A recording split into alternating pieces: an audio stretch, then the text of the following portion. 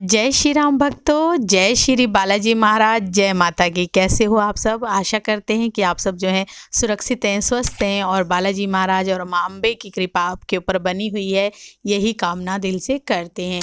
तो जैसा कि आप सभी को पता है कि हर रोज़ एक वीडियो आप तक लाने की पूरी कोशिश रहती है और हमारी ये भी कोशिश रहती है कि आप तक जो है ज्ञानवर्धक वीडियो ही पहुँचाई जाए, जिससे जो है आपको भरपूर लाभ उठाने को भी मिले।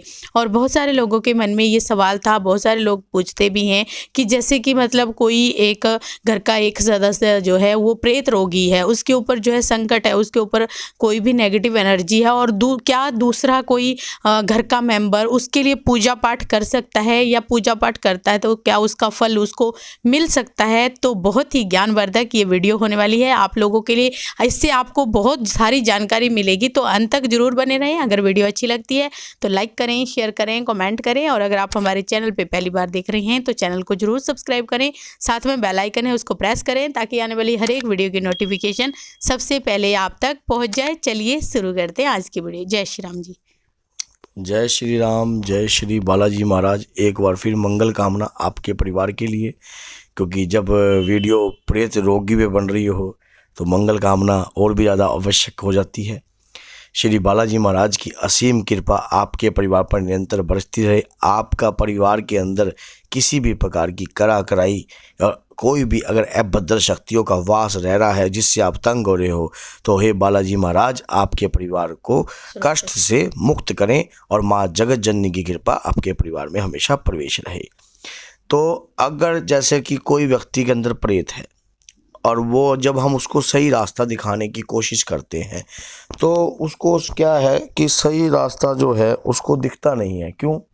क्योंकि जो उसकी जो बुद्धि है वो प्रेत जो है उसको भ्रमित कर देता है, उसकी बुद्धि को हर लेता है। तब वो जैसे कि हम उसको कहते हैं कि ये काम घर में होना चाहिए, तो कहते हैं नहीं, इस काम को नहीं होना चाहिए, क्योंकि जो उसके शरीर के ऊपर जो प्रेत है वो उसकी बुद्धि को पकड़े रहता है 24 आवर्स। कई प्रेत ऐसे हैं जो सारा दिन ही बॉडी के ऊपर रहते हैं और शरीर में मान लो उठने नहीं देते। शरीर के बहुत प्रकार की अड़ंगा है, क्योंकि जो जिस प्रकार से केस आते हैं हमारे पास भी, तो हम जब मेहंदीपुर जाते हैं वो हम देखते हैं तो ये कई बार बुद्धि भ्रमित कर देते हैं। अगर आपने जैसे कि मेहंदीपुर का भी नाम ले लिया कि मेहंदीपुर चलना है दर्शन करने, तभी उसी समय कह देगा कि मैं नहीं जाता। घर में लड़ाई हो जाती है, घर में किसी भी प्रकार की खिंचातानी हो जाती है, तो वो घर में उसको आपकी बुद्धि को वो रीड करता है। उसको पता है कि इस घर के अंदर क्या क्या चीज़ें चलती हैं, किस प्रकार का रहन स्वभाव है और किस प्रकार का इस घर के व्यक्तियों का कार्य है, किसकी बुद्धि पकड़नी। अब वो क्या करता है, जैसा आप मान लो कोई एक व्यक्ति घर में पॉजिटिविटी पूर्ण रूप से चालू कर देता है, जैसे कि कोई व्यक्ति सुंदरकांड का पाठ कर रहा है, तो सुंदरकांड का जो पाठ कर रहा होता है तब वो क्या करता है, जब देखता है कि वो जो सुंदरकांड का पाठ कर रहा है उसको तो पकड़ नहीं पाता। लेकिन कई प्रेत रोगी जो होते हैं, प्रेत होते हैं, वो खतरनाक होते हैं। कई बार वो उसके ऊपर भी अटैक करने की कोशिश करते हैं, लेकिन उसकी जो अपने इष्ट के प्रति जो भावना होती है वो दृढ़ संकल्प वाली होती है, तो उसको विजय हासिल होती है। लेकिन कई व्यक्ति जो अंदर से कमज़ोर होते हैं तो उन व्यक्तियों को प्रेत जो है अपना ग्रस्त बना लेता है, उनके शरीर को ज़्यादा पकड़ लेता है। तो वो क्या करता है, अब जैसे कि मान लो सुंदरकांड का पाठ घर में स्टार्ट कर रहा है, तो दूसरे व्यक्ति को, जो उसके घर के अंदर तीसरा व्यक्ति है, दूसरा व्यक्ति ऐसा होगा जो कमजोर होगा, उसको पकड़ लेगा, या तो उसके साथ कोई उसको बीमार कर देगा, या उसके घर में और भी ज़्यादा दिक्कतें बढ़ जाएंगी, घटने की जगह बढ़ जाएंगी। तो इस प्रकार की जो परिस्थितियाँ वो आपके घर के अंदर पैदा कर देगा। अब आपके मन में इस प्रकार के ख्याल करेगा, जो जिसके शरीर पर वो गया है वो कहेगा यार जब से तू सुंदरकांड के पाठ पढ़ने लग गया है तब से मेरे घर के अंदर दिक्कतें बढ़ गई हैं, मतलब घटी नहीं है, बढ़ गई हैं, तो ये पाठ बंद कर तू, इस पाठ करने से हमारे घर के अंदर नुकसान होता है।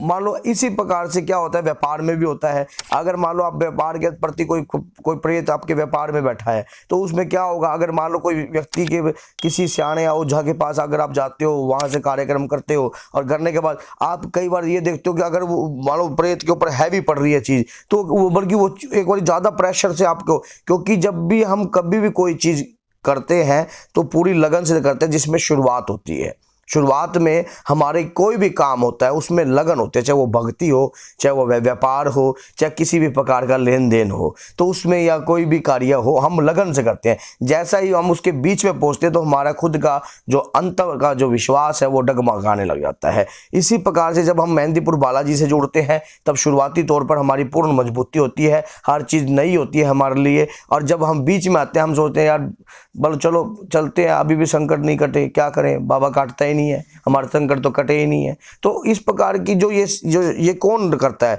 ये कहीं ना कहीं जो मानसिकता है उस प्रेत की है, वो आपको क्या है तोड़ता है मानसिक तौर पर। अब उसी प्रकार से क्या है उसके व्यापार में भी उसको तोड़ दिया ताकि हाँ भाई तेरे को असर नहीं हो रहा, कुछ रिजल्ट नहीं आ रहा। क्या शुरुआती तौर पे अगर आप कोई बीज बोते हैं, क्या एक दिन में तुलसी भी नहीं उगती है? 9 महीने में बच्चा भी पैदा नहीं होता है, कोई भी खेती 6 महीने में नहीं उगती है। किसी न किसी चीज़ को अपने घर में जागृत करने के लिए समय देना बहुत ज़रूरी है।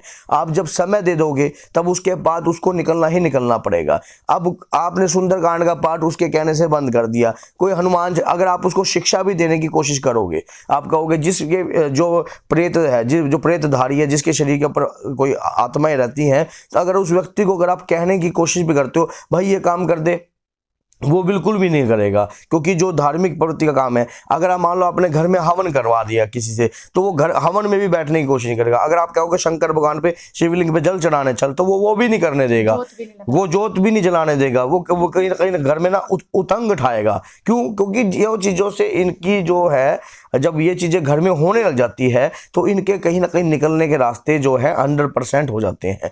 अब कोई भी व्यक्ति होता है, मान लो किसी की दुकान है, मान लो किसी की दुकान पेंट की है, उसके सामने अगर कोई पेंट की दुकान कोई खोल लेगा कंपटीटर में, तो एक बार तो दोनों के अंदर डिस्टर्बेंस आएगी, उसके व्यापार की जो कमाई है वो भी आधी हो जाएगी। उसी प्रकार से जब आपके घर के अंदर जब नेगेटिव एनर्जियों का वास रहेगा, तो अगर सकारात्मक ऊर्जा घर में प्रवेश करने की कोशिश करेगी तो वो किसी न किसी से प्रभाव से किसी न किसी व्यक्ति के ऊपर या किसी ऐसे कमजोर मस्तिष्क वाले व्यक्ति के ऊपर पकड़ने की कोशिश करेगी, आपके घर के अंदर उस चीज को रोकेगी। और आप फिर उस समय अगर उसमें सक्सेस कौन सा व्यक्ति होता है? सक्सेस वही व्यक्ति होता है जो दुगना प्रयास करता है। अगर कोई व्यक्ति प्रयास ही नहीं करता, जैसे कि मतलब अगर पति को मतलब संकट रोगी है तो क्या पत्नी उसके लिए पूजा पाठ कर सकती है? मेन मतलब यही था। बिल्कुल ही कर सकती है। अगर मान लो अगर किसी का पति है निरंतर दारू पी रहा है, कंटिन्यू दारू पी रहा है, और वो प्रेत जो है उसको दारू पिला रहा है, तो अब उसका क्या फर्ज बनता है? अब पत्नी का जो फर्ज बनता है वो रोना बनता नहीं है, रोकर अपने आंसुओं को दिखाना नहीं बनता। अब जाना पड़ता है उस शरण में, उस देव की शरण में जाना पड़ता है जो कलयुग में प्रधान रूप में विराजमान है, जो कि श्री हनुमान जी महाराज है, श्री बालाजी सरकार है। तो उनकी शरण में जाने के बाद अपनी शक्तियों को आह्वान करना पड़ता है। मान लो वो दारू पीकर आपको नेगेटिव कर रहा है, अब मन में ये भावना रहेगी कि अगर मैं हनुमान जी की पूजा कर रही हूं तो और वो दारू पी के घर में आ रहा है तो इसमें पूजा खंडित तो नहीं होती। याद रखना, दारू आप नहीं पी रहे हो, दारू वो प्रेत पी रहा है और आपके घर वाले को पिला रहा है। आपकी आत्मा परमात्मा के प्रति बहुत शुद्ध है, पवित्र है। बेशक आप एक बार अपने पति की सुरक्षा के लिए पाठ कर रहे हो, पर यह नहीं कि लेकिन आप किसी पॉजिटिव एनर्जी का आह्वान कर रहे हो, और वो पॉजिटिव एनर्जी जब आएगी तो उसके ऊपर डिस्टर्बेंस होएगी। अब वो क्या करेगा? बंद करिए पूजा पाठ, बंद करिए अचानक ही। फिर वो क्या करेगा? 3 दिन मान लो उसने दारू भी छोड़ दी, और 3 दिन बाद आपने सोचा पाठ का फल मिल गया, अब 3 दिन उसने दारू छोड़ दी, आपने पाठ, अब आपकी जो लगन है ना हनुमान जी के प्रति बढ़ गई और ज्यादा बढ़ गई। लेकिन अगर बीच में वो दारू पी जाता है, फिर वो लगन में डिस्टर्बेंस हो गई। लगन में डिस्टर्बेंस नहीं करनी। प्रेत क्या करेगा? 3 दिन दारू नहीं पी तो इसका मतलब ये नहीं, वो आपकी मानसिकता को प्रीड करता है, उसको पता है कि मैंने इसको कब कमजोर करना है। अगर मैं इसको दारू कंटिन्यू पिलाऊंगा तो ये ज्यादा पाठ करने लग जाएगी, तो इसलिए वो क्या करता है, उसको देखता है कि हाँ भाई इतने एक बार को, फिर वो कई बार उल्टी घर में लड़ाई क्लेश इस प्रकार की डिस्टर्बेंस पैदा करेगा, या कहीं ना कहीं परिवार के साथ हाथापाई करेगा, या कोई ना कोई चीज ऐसी करेगा कि घर के अंदर वो पूजा पाठ कर ही ना पाए। तो इस प्रकार की बहुत से लोगों के साथ होता है कार्य। मैंने ये कुछ बातें आपको बताई हैं समझने के लिए, क्योंकि कलयुग में, जैसे कि ये जो कलयुग है बहुत घोर हो चुका है, और इसके अंदर जो इस प्रकार की आत्माएं हैं जब हमारे घर में प्रवेश कर जाती है, या करा कराई होती है किसी की, करा कराई भी एक अलग तरीके की चीज है, क्योंकि उसके अंदर माइंड बांधा जाता है, कुल देवी देवताओं का प्रयास रोका जाता है, घर के अंदर नेगेटिव विचार, मैंने उसके ऊपर भी वीडियो बना रखी हैं। अगर अधिक से अधिक आपको जानकारी इसी चीज़ों के बारे में चाहिए तो आप वीडियो सारी देखिए, आपको पूर्ण रूप से वार्तालाप आप देखिए। आप मेरे चैनल पे जाइए, वीडियो पे जाइए, और फिर उसके बाद सारी प्रेत रोगी सब कुछ हर चीज़ों से आपको पता लग जाएगा कि किस प्रकार की चीज़ आपके ऊपर कब हैवी हो रही है। तो मैंने ये कुछ संकेत आपको दिए हैं, अगर आप इन संकेतों को समझकर और इन संकेतों के अकॉर्डिंग आप चलते हो तो 100% आप जीतोगे, क्योंकि सच्चाई की हमेशा जीत होती है और बुराई की हमेशा पराजय होती है। और जो हनुमान जी महाराज हैं वो कलयुग में प्रधान रूप में है, चिरंजीवी देव है, और उन देव की शरण में अगर आप जाओगे तो आपकी विजय होना निश्चित ही है, क्योंकि इसको रोक नहीं सकता कोई भी। लेकिन अगर आप कमजोर बन जाओगे तो प्रेत क्या करेगा, आपको और भी ज्यादा कमजोर कर देगा और आपको डर भय उत्पन्न करेगा। तो इस प्रकार की डर भय से नहीं, क्योंकि संकट कटे मिटे सब पीरा, जो सुमरे हनुमत बलवीरा। संकट ते हनुमान छुड़ावे, मन कर्म वचन ध्यान जो लावे। जो व्यक्ति मन और कर्म और वचन से हनुमान जी का हो जाता है तो हनुमान जी भी उसके संकट से छुड़वाएंगे, आज नहीं तो कल, कभी तो बाहर आएगी, हमारे घर की तरफ भी आएगी। तो बोलिए जय सीताराम, जय श्री बालाजी महाराज। मेहंदीपुर की पवित्र कृपा आपके परिवार पर निरंतर बरसती रहे। जय माता की।